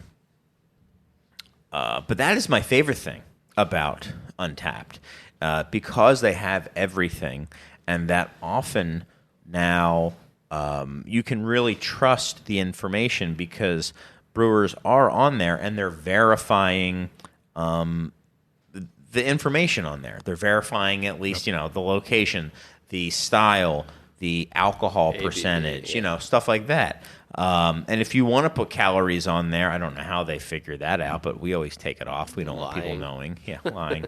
But you can do, all that sort of stuff on there. And you can, if you want, Untappd is more than happy to have you print out the bottle cap ratings for your draft list. Can you imagine? Are there any bars that you guys know of that print out the bottle caps? Does anyone do that? Oh, yeah. Really? You guys, come on, bar people. Who's printing out the kidding me? No. I've seen it many times on a TV screen. I don't know if I can recall a printout of it, but I would be shocked if it didn't exist. So, I mean, you put it on your draft board because you gave it the bottle caps. Well, that's why you did it. So, Revolution, what we do is, this is currently broken right now, but it's our fault, not theirs. we go on Untappd for Business, and we give all of our bartenders access to the app, and then we have our draft list on the app. So anybody can see on Untappd at our brew pub or our tap room what the 16 beers on tap are, and they can see what's in the to-go cooler too. And if something taps, all the bartenders are trained to know, hey, one of us needs to log in and take that one off and put the new one on. And what that allows us to do was we were able to work with our website developer. We were able to take whatever that Untappd list says on Untappd for Business and project it onto each respective our tap room and brew pubs page on a page that's for the draft list, and it projects it on there. But if you get someone who knows what they're doing, they can change it so that it doesn't look Untappd-y. It uses the Revolution font. It uses our logo. It takes off the bottle caps, like Chris says, and it actually, nobody would have any idea that this is feeding from Untappd. But the second a bartender can pick up their phone, open the app, delete the one, add the new one on, now our website in real time is updated, and it's amazing. Yeah. We've changed something on our website and forgot it, threw off that coding. And so now we have like bottle caps on our website, and we need to fix that. But it was working beautifully for a while there. And so, that also gives us the ability, if we wanted, we choose not to. We like the looks of our menus without it. But if we wanted, we could really automate the printing of our menus. If we wanted to put the digital screens, which we do not, we also use chalkboards, not nice as nice as Chris's, but we also write in chalk on our board. It's there, but it is a way to just project from onto our website and Untappd at the same time of what's on tap. And that's valuable. People use it. It is. And getting back to where you think Untappd makes their money, my guess is that way, is through businesses signing up for this Untappd for Business. Because there's a lot of other stuff you can do through promotions. You can push events to all your, if anyone follows your venue, they will get a blast whenever you push something out to them. That's not something that we've done very often, I don't think. Maybe Steven, I don't know. Maybe he does it. I don't think we'd use it very often. I don't think so. Yeah. But it's something you can do. So you can market through Untappd. And, there's fees that are associated with it. And, I think it's several $100s. Maybe, is it $500 a year or something like that? For 600. I was going to say 600, yeah. So it's 600 per venue, and like a ton of places are using it. I mean, I think that's where the money is coming from, which even kind of emphasizes more why they should be adding some of these features that I think a lot of these venues would like. Because my guess is our beers rate pretty damn high in the percentile of where they are for the style. I don't know how they would be in the bottle caps, but then everyone's just going to be doing that stuff. Never mind. Don't do it. I want our taste. It's the baseball problem. I want our taste. That's 3 true outcomes. Like, you're going to ruin the whole game. Right. Everyone's just going to be going based on, war or whatever. Yeah. That's One true. of my favorite phrase in tech is that if it's free, you are the product. Yes. Right. And the users logging in beers are the product. They're not making any money off of users taking the user's money. They're using the user's data. And so one of the most fascinating things from my call with Kenny is... Yeah, I had some questions for him. Yeah. Is, they are about to roll out. They have them working now. They're about to start selling them, and that's what he was calling me about. And it's basically like a back-end set of dashboards so that you can run a report on everything imaginable, anything you could want. I have a couple examples. As your wheels start turning, you'll think of 10 others, and the answer is yes, they can do that for you. Here's just like the first one that he brought up, which was kind of cool, not as interesting to me, but he said, what if you were a new beer you release that's going on draft at a bunch of bars is pulling, above 4 at every location, but there's one location where it's getting 3s and 2s, and that's dragging things Is that down. Darren's house? You don't have any way of knowing that right now. But if you have this tool that they're going to begin selling, you can run by location where people are checking this in and see if there's an anomaly and see if your beer is scoring horribly at a bar because something is wrong with that keg. Maybe they are calling the wrong beer your beer because they mixed up kegs. I know that has happened. Or maybe it's just something to do with that keg or that draft line. Or Darren's a dick. And it's like a way to, so that to me is like a cool story. Is that practical? Is that going to be used? It certainly could be. That wasn't as interesting to me. A use case I gave him, I immediately turned the tables on him and I was like, Kenny, here's what I work at a pretty large brewery and here's what I crave the most. When we release a new big scale beer that's going to have tens of thousands of check-ins, I am very, very curious about what people are writing in the for those that choose to write a description in their check-in. And I want to know if there's keywords that are being used more than others. And I'd love to see like the most frequently used words to describe this. And then on that, I want to know if they're being used on positive reviews because it's a good thing, or is it a negative thing? And I was like, this is a little complicated. I know it's not as much as like a way to sort your data. It's like literally pulling, like looking in a field and pulling things out and summarizing it. And I gave him an example. Like 3 years ago, we released a beer called Everyday Hero, and it was meant to be like it was a session IPA, meant to be a beer if you just wanted something light, or we wanted to have a bunch of things and not get too tipsy. It was that kind of beer, and so we had this internal discussion on the word light, and eventually concluded that we were all just like, or at least enough people were too scared to use the word light both on the package and even on like a website description. So we just avoided the word light. Then as soon as I started scrolling through Untappd, I saw all these positive reviews. I like this. It's nice and light. It's light and hoppy. This is what I was looking for. I'm not saying this beer has like an amazing score, but a lot of people were saying positive things about it on the word like. I'd love to like just be able to filter those, or just know for any new beer, what are people saying it? Because that could then teach you that you're using the wrong messaging for why people like this. These two words that you're not even using in the way you talk about this beer on social media, this is what everybody else is saying.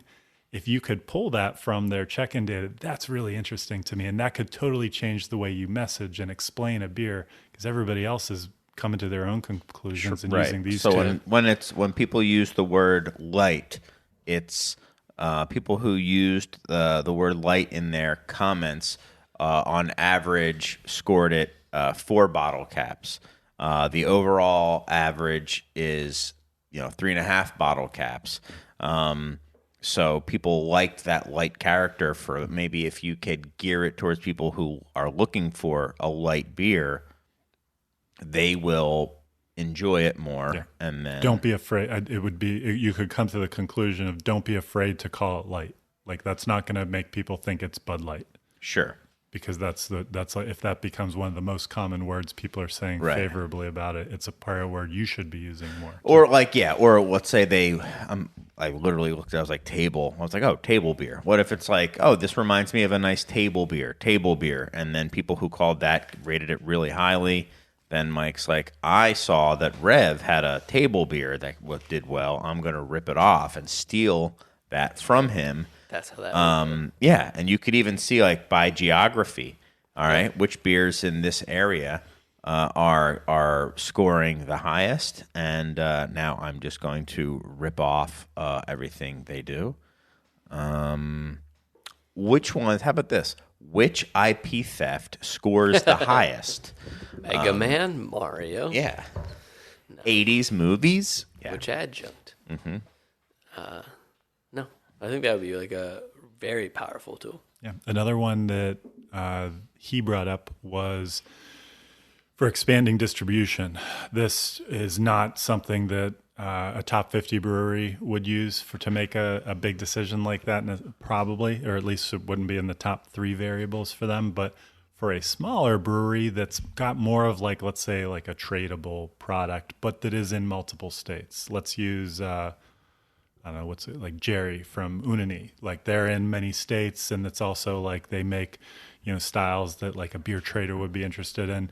What if they could get a report that sees where the most check-ins are by state, and then look at the states that they're not in and use that as a way and see if there's any that are like really a lot. Like there's a good like 1,000 people in this state that they're not in that are checking their beer in and rating them favorably.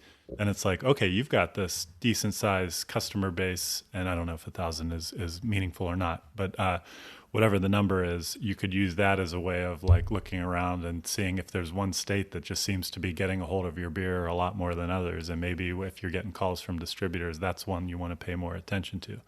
That's interesting. Or even more simplistically, like which state, likes shitty Saisons the most? I'll go into that state if I were Mike. So damn. No, but you could do it by style. You hit me right in the heart. No, maybe you could do a style like maybe Saison or Belgian style beers or something like that. In even like a geography or even in a city. Maybe there's certain cities that do really well. You could also get yourself in trouble because you could say, Austin, Texas, they seem to really like lagers, and you go there and then you just get destroyed. Yeah. Portland, Maine likes whip beers. I'll show them what's up. And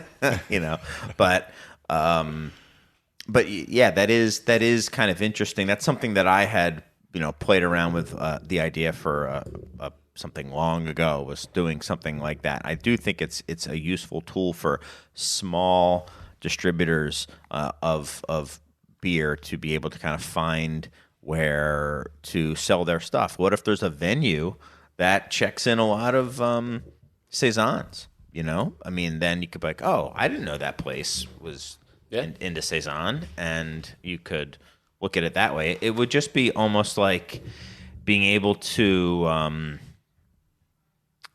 give people like access to a database, to be able to kind of pull reports from it. Yep. So it's going to be like little like crystal reports, like dashboardy. Kind of thing. Yep. But robust, huh? Yep. Cool. One thing I know that'll be the case, and I grilled him on this, and he admitted it probably will be slow. It won't be like you go click, click, click, report appears. It's going to be big time hourglass. You're going to wait a minute, and then it's going to like slowly go and appear. Because this is back office stuff. Yeah. This is not like on the fly. Like, you know what? Let's go to a new state. Which one? Oh, come on. Fuck it. Let's just pick Nevada. There's people there. Yeah. They're thirsty. It's dry. Right. So that's cool. I think it opens up a whole new tier because that's probably going to be less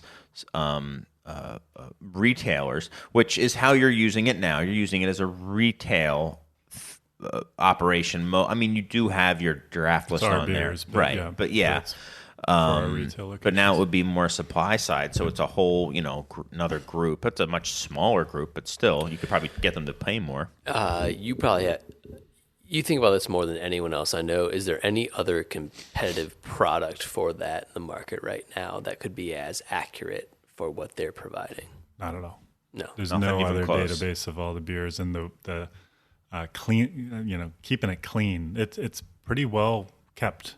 It wasn't always, but they do a lot of maintenance on those beer lists with vintages and people screwing up things, adding things get kept pretty clean, and nobody can touch what they have there. And it's unique as far as I know for almost any sales data. Like most things are scan data, right? And that's accurate for most things, but no one's rating cereal. No one's rating. I guess people rate music all the time, but like scan data for like CDs was a big thing. But it's like a whole other level of. Yep. And what I learned from talking to them is that they have so many pieces right now of their business that are not integrated. Some of these are going to be more familiar to people than others. We've talked about like the menu service, and there's more to it than that. But they have something that's like a point of sale software. They have their festival business. They have this a business called Osner, that is what they do, like raffles and club. They run clubs for breweries that have a club where they need to have limited releases, and they run the software to make sure the site doesn't crash, and they get a small cut. And basically, are the software to run limited releases. They own that. They own Beer Advocate. Someday they're going to own e-commerce. They're going to own a company like Tavor or what's the other one? Half Times. They're like something like that makes sense. They are trying to get a full suite from the brewery management software. They want to get from that to all the different tools a brewery needs. They're trying to make this full suite. And when I first heard this, I was like, well, we wouldn't use that because we use Orchestrated Beer, which is SAP, which is like a very higher end, like capable software. And I was like, but the more I think about it, there's only probably, a small number of the breweries that need that kind of firepower that they're clearly going after. And this makes sense for our ratings complaint. They're going after the long tail. They're going after the long, giant list of breweries that are not like Revolution and Deschutes and Firestone, going after everyone else. And that's where this actually starts to make more sense. Now, it sounds hard as hell to me to try to figure out like what to do with all these pieces they have, but to actually make them like all sing from the same songbook and best of luck. That sounds like this company's making any money. Yeah, I have no idea. I bet you. Who knows? But it's cool, but also like daunting what I learned today that they're trying to doing and all the services. Yeah. So who their customer is, the answer is breweries. They're going to have some side businesses like festivals is technically going to be a little more consumer oriented, but I think the money they make off that is probably from sponsorships anyway. So again, it's business. So they're probably trying to make zero money. They're probably spending a ton of money on the consumer experience, so we'd like them to spend more. But it's all B2B. Yeah.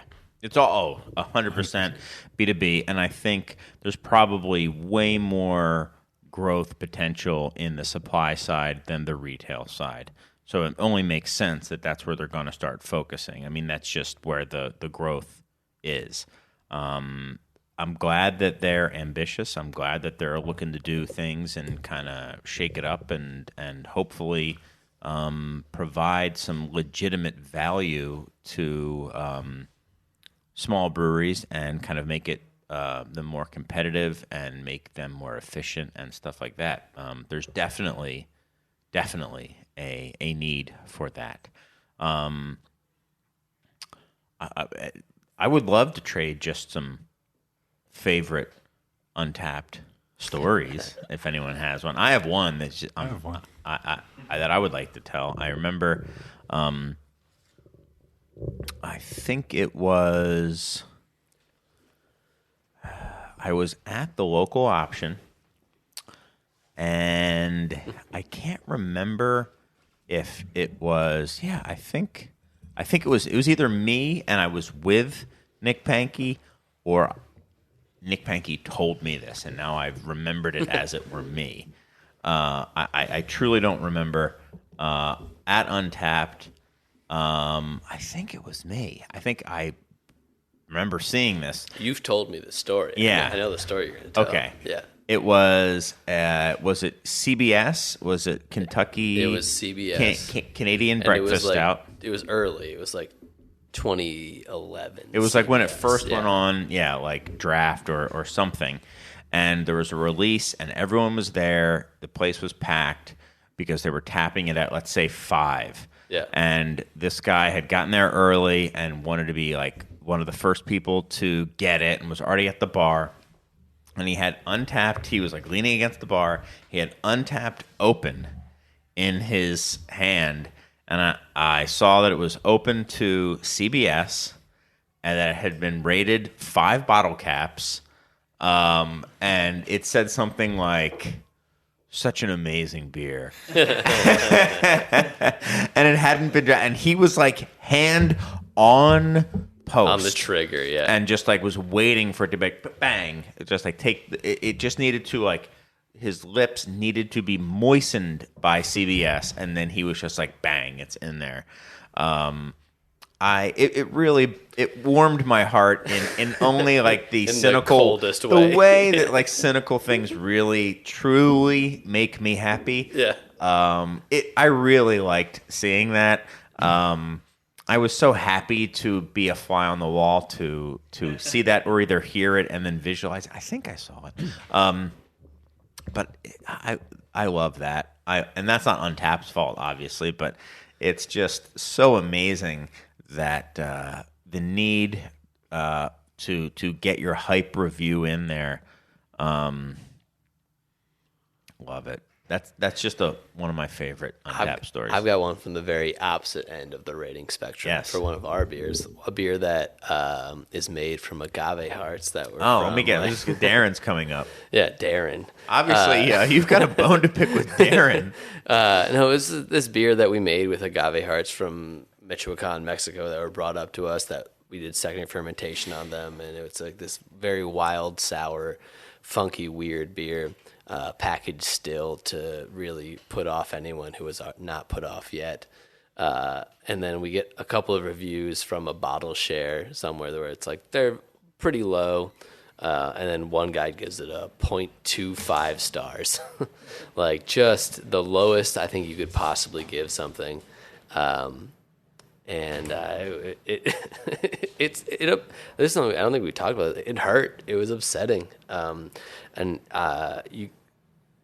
When you're a small brewer and you only put out one beer a month and you see someone give you a rating like that, you quickly and you see what else they were drinking. It's like you were drinking a couple other things that were probably a little hoppier and a little sweeter or tasted much more like candy bars you've tasted before, and you can't be upset because if that's all I was drinking that day, I would also be like, yeah, this is the worst beer I've ever had. But if you were drinking in the context of like a creative, thoughtful beer made from things I could never have before, they'd be like, oh, this is one of the best beers I've ever had.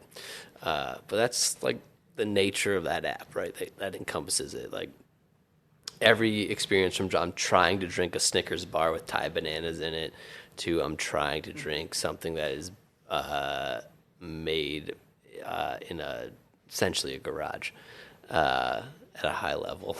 But it's a crazy place to try to encompass. It's a crazy thing to do to try to encompass all of beer experience in 5 bottle caps. Especially with the amount of backstory and subtlety and all that stuff that you were trying to do with, especially that beer, which is certainly that beer is a polarizing beer, right? For sure. But you know what? I don't think you're going to get. I think the fact that you're getting a 0.2 doesn't mean like I think that you're gonna hit both ends of the spectrum, right? I don't know. Well, we've gotten 0.2. We've also gotten people DMing us on Instagram. Yeah, 0.3. You got people DMing us on Instagram being like, "This is one of the most interesting beers I've ever had, the most thoughtful thing I've ever had." And so you don't. Some breweries probably get to have the high end without the low end, but if we distribute beer to retailers, and so we can't tell everyone the story exactly. And so this one ended up in like a very far south suburb at a bottle share at a place that we don't sell our beer to. But the fact that it made it there and like other people had a 2.5 better experience with it is pretty great. And and I would never know that guy had a bad time with it. And if I really wanted to, I could be like, hey, Darren, like here's the story of this beer. He probably would have a better time Darren with it, but a break. Got to give Darren a break. I will say that's something else that I kind of learned on my own early on is maybe it was because I went to school in Delaware and I had, the local brewery was at the time the most experimental like brewery that I knew of. Definitely one of the most experimental in the country. And I didn't like everything they did. But there were other things that were like so weird, and they hit this odd note that I didn't know existed, and I didn't know I would like that odd note, and maybe I didn't like it until like the last sip, and then I was like, huh, that really grew on me. I want a second one, and the second Right. and then the second bottle, I was like, yeah, I really like. Now I'm kind of obsessing on this beer, and weird beers like that. I came to at least think that, the ones that weren't hitting it for me with Dogfish were hitting it for someone else. Like, that beer isn't for me, but I'm glad they're making it because Right. they can't make the beer for me if they're not, trying to make, the beer for somebody else too. So.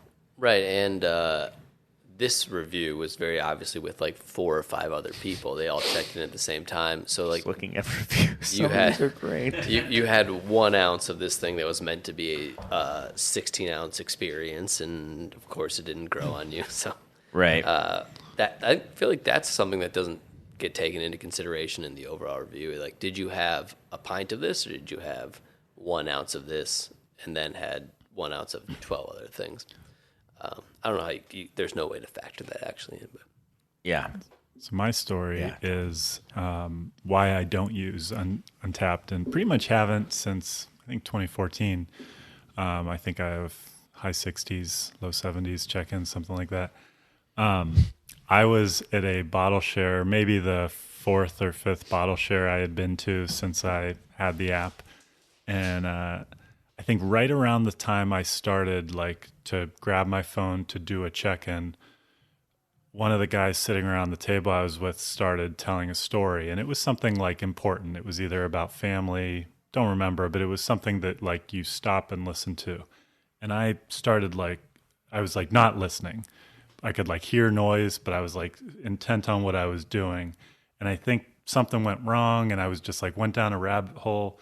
And I remember everybody stopped and kind of looked at me, and someone very politely said, let's actually wait for Doug to finish checking in his beer. And they were all using the app too, but they're like, let's wait for Doug to finish checking in, and then Joe, finish your story. And I was just so humiliated and mortified. It was just this Right. quick self-check. And they were being nice about it. They were being very, it wasn't sarcastic. I know that could easily be done in a sarcastic way. They were being very nice because they used the app too.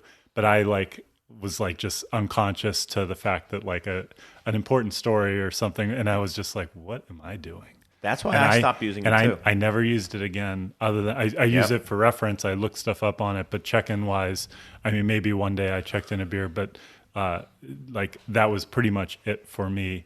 And that's my biggest complaint about it is, and then so now I'm ultra conscious if I go to share beers with new people and I see people are on the phone the whole time, it just drives me crazy. And they mean well. And they just they're just dying to have their login and stats and stuff, but it just winds up taking longer than you think. Everybody says, "Oh, I'm just snapping a picture," and it's yeah, but it really ends up taking you a couple minutes because you end up seeing something in your feed, you start reading something, and all of a sudden your attention is gone, and this whole experience, the best part about what we're doing here, is gone, and it's it doesn't resonate with a lot of people, but it resonates with some. And so but that's my reason for not using it and the reason why I'm against it as a user. And I'm a hypocrite in some ways because I use Instagram like crazy, but I do that when I'm on my own. Right. I do those when I have time. I do those when my kids are in bed and, I'm just have time to sit on the couch. I don't do them when I'm, at least anymore in the last however many years, when I'm sitting around a table with my friends, which is harder and harder to do these days. So when it happens, the last thing I want to do is be giving any number of bottle caps to any beer on my phone. I just want it in my pocket the whole time. 100% same reason I did it. I didn't have that singular of a moment, but I realized it was taking time away from me being wherever I was.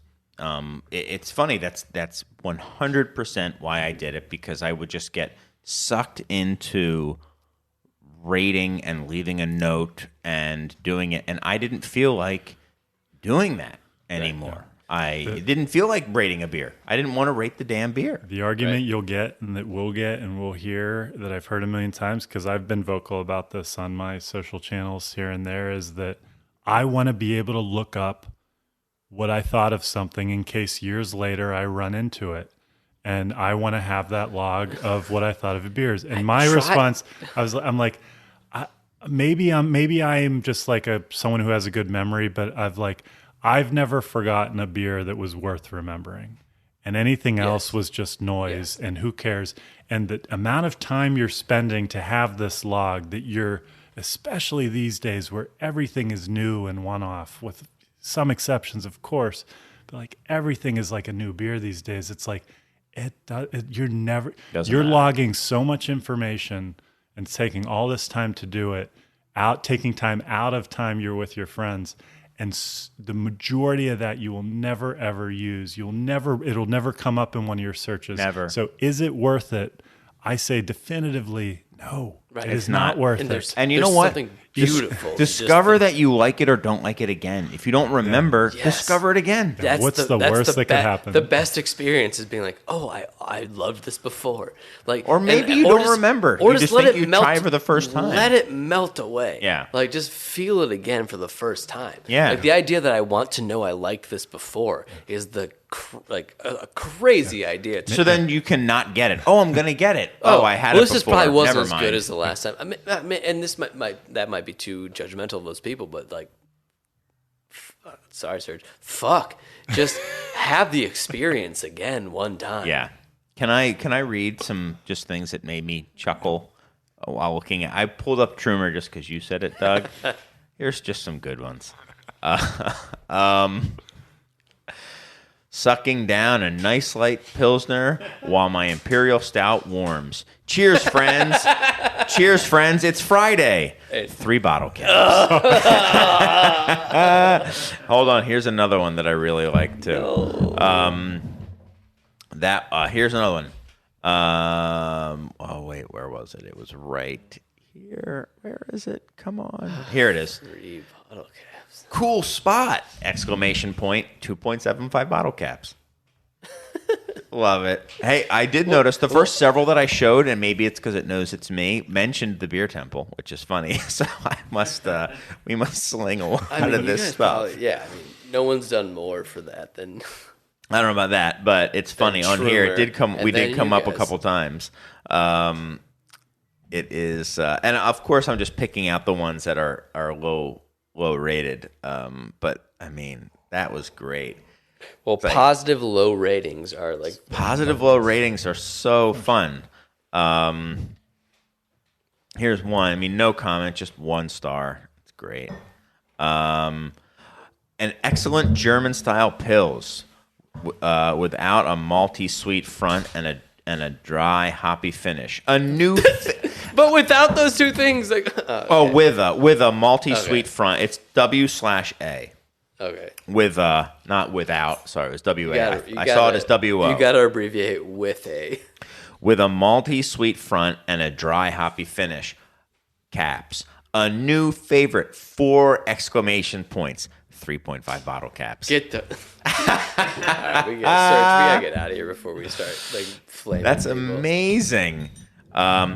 German style Pilsner with a pronounced malty sweetness and a crisp dry hop finish. 4 exclamation points. Great. 4 exclamation points. Love the pills. 4 exclamation points. 3.5 bottle caps. This has to be the same dude. What do they think is a good rating then, right? Are these people that were like who is this? That was Jim Sibbs. Oh, they're both Jim Sibbs. I was like, who the heck? I mean, that has to be the same person. Then, this is why you gotta click through. Is Jim Sibbs only given 3.5s? Is Jim the guy who's like, nah, there's no 10s? This is insane. People are crazy on this thing. I've not been on this forever, but talk about a rabbit hole. I could be looking at reviews. I mean, people are literally badge hunting. Are we in and asking somebody where they are geographically and then rating it? It's just pure insanity. It makes me think do you really want to look at these things? Because this person looks like they're just mentally unstable. It doesn't even make any sense. Prost, dangerously drinkable. 3 bottle caps. That one's amazing. Dangerously drinkable. 3 bottle caps. I can't. We gotta end the show. Oh. Are you just gonna read bad reviews of Trumer pills for like another hour? I mean, it's so good. I mean, I just randomly picked a beer that Doug talked about. Yes. Yeah, it's great. I mean, it's perfect, and it's just an example of. I'm not saying that Pilsner, Trumer Pils just fills the spot that I personally like. I think it's an excellently executed Pilsner, like Bret Hart. Yeah, there you go. Exactly. Now you're going to see a perfect Pils, but it's maybe it's more Kurt Hennig of Pilsners. That's true. Yeah, but it's They fought at it's so SummerSlam 1992 for the Intercontinental title. I'd like to have a Trumer Pils back then. I'd probably rate that. How many bottle caps would you give that match? That was 3.5. That's actually one of the best of all time. That's 3.5. That's a 10 out of 10. That's a 3.5 It's bottle not, cap. it doesn't even use that Royal scale. Rumbles. Yeah. Okay. Yeah. It's a 10. Yeah. So where are we at, Mike? we're- You want to end? think You we're want to closing. immediately want to stop? Yeah. I don't know what we're doing anymore. I think we're close- I think we're closing it I think down. we're closing Yeah. it down. I think we are. So, if anyone has any questions or comments about Untappd, send Or them to anything. us. You know what, guys? Come on. We haven't gotten a handwritten letter in a long time. Do you guys have pens? Well, you know what? I put it in the show notes, but it works maybe better when I do read out the address. Yeah. So if you want to send a letter, it's 3173 North Elston Avenue in Chicago, 60618. That's the Beer Temple. Send it to my attention. Send it to Mike's attention. You know what? No one's ever sent a letter to Serge's attention, Pretty and rude, I'm guys. offended by that. Pretty rude. That type of action, that's a 2 bottle cap type of action right there. Okay, I don't Pretty like good that. rating though, actually. Well, best talking about best it. best Stiegel letter I've Pill, ever received. 2 bottle caps. I hate letters. Yes, I hate letters. I'm more of a text guy. Yeah. So yeah, send us a letter. If you want to send us an email, you can do that. Electronic letter, aka you guys go. probably don't know what I was talking about earlier. Insiders at craftbeertemple.com. If you tap and look at the show description, it'll give you that information there as well. I've been pretty good about putting it in there lately. And yeah, come on, guys. Let us know what you're thinking. If you have any questions, if any of the shows lately have made you think or brought a question to your mind, or maybe a disagreement about it. That wasn't a 3 bottle cap. That was easily 3.6 bottle caps. Something like that. And give us a bottle cap rating on Yes. on Apple Podcast. Yeah. Untappd Apple Podcast rating. Yeah, Untappd. Give us an Untappd rating. I think you have to fill it out in stars, but in the description, write out how many bottle caps that is. Right. Yeah. So we'll understand. Yeah. And then if you wanted to bottle cap review this episode, you can do it as a whole, or you could individually give us a bottle cap rating. So Mike got a 4 bottle cap, Doug got a 5 bottle cap, Yeah. I got a 6 bottle cap, Serge got a 7 bottle This cap. all goes into our arbitration numbers at the end of the year for how Exactly. much none of us get paid. Exactly. One last thing I will say, thank you, Doug, one, for being on and being a wealth of knowledge, as always, and 2, thanks for bringing this Saison with Yarrow. I tell you, in it. this This is Floodland really Saison good. was so good. This, Dwellers So by the good. Waysides. this Hill Jeez. Farmstead one is a little long in the tooth, but that Floodland one was So a good. dandy. Excellent. Ooh, Excellent. the best, Excellent. the way you want things to taste always. Yeah, it reminds me a little bit of Spring Tonic. I think I have Got to a little quit Spring now. Tonic vibe to it. I should stop making stuff because they make that so good. Any other Yes. themed shows in the works or on the whiteboard? Yeah, so we've got a history of stout coming up.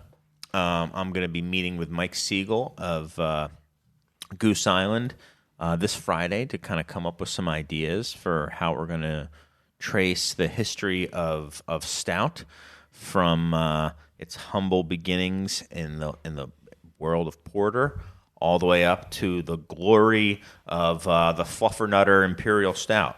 You know, so we've got that going. We want to do a marketing episode too. So we've got that one down. That I think that's going to be a panel one. You've graciously agreed to be on that. That's going to be in March. Hey, you guys out there. That's what I was going to say. Yeah. Do you want to hear us talk about something? What's a good deep dive What do you topic? want us to deep dive into? Maybe beermenus.com or something like that. Very different episodes, but I think we'll probably have another book club coming up in a few months. Yeah. We haven't decided what it is, but we'll have another one. Yeah, we will. If there's any books that you guys want us to dive into, we're going to have to pick the book and then give time for everyone to read it. I've got one in mind, but it would legitimately require people to read it because most people probably haven't. But Bitter and Gold, or Black. Amber, Black, Amber, and Gold. Black, yeah. Amber, Gold, and Black. No one will read that book. Which is fine. Just read the entirety of Shut Up Barclays Parkins, and we'll talk to Ron Pattinson. Exactly. Yeah. But thanks, guys, for listening. As always, it's fun. I was looking at Doug's Instagram today. He was talking about how he was going to be on the show, and some people were. It's amazing how people dig up like old references from years ago. Oh, sorry, that was Twitter. Sorry, same thing. It's someone was talking about the pastrami, talking pastrami. Yeah, from the from years ago. Subset of the Zombie Dust Kona, Radio Hour. I mean, things little that we dropped like one time 4 years ago, and people still know it. So thank you guys. That really does mean a lot to me, especially the Dust Bro who trolled the person at the Dark Lord Day. Honestly, one of the highlights of my life. We've been riding downhill since that moment. I don't care. Don't care. I don't care if anything else cool ever happens to me. That's all I needed. So, all right, everyone. We will see you. Yep, what's up? Final word. Yes, please. If it's free, you are the product. Yes. Remember that. Remember this is what we wanted. Remember this is what we said. To never be heard or seen from again. Remember this is what we wanted. Remember this is what we said. To never be heard or seen from again. Remember this is what we wanted. Remember this is what we said. To never be heard or seen from again.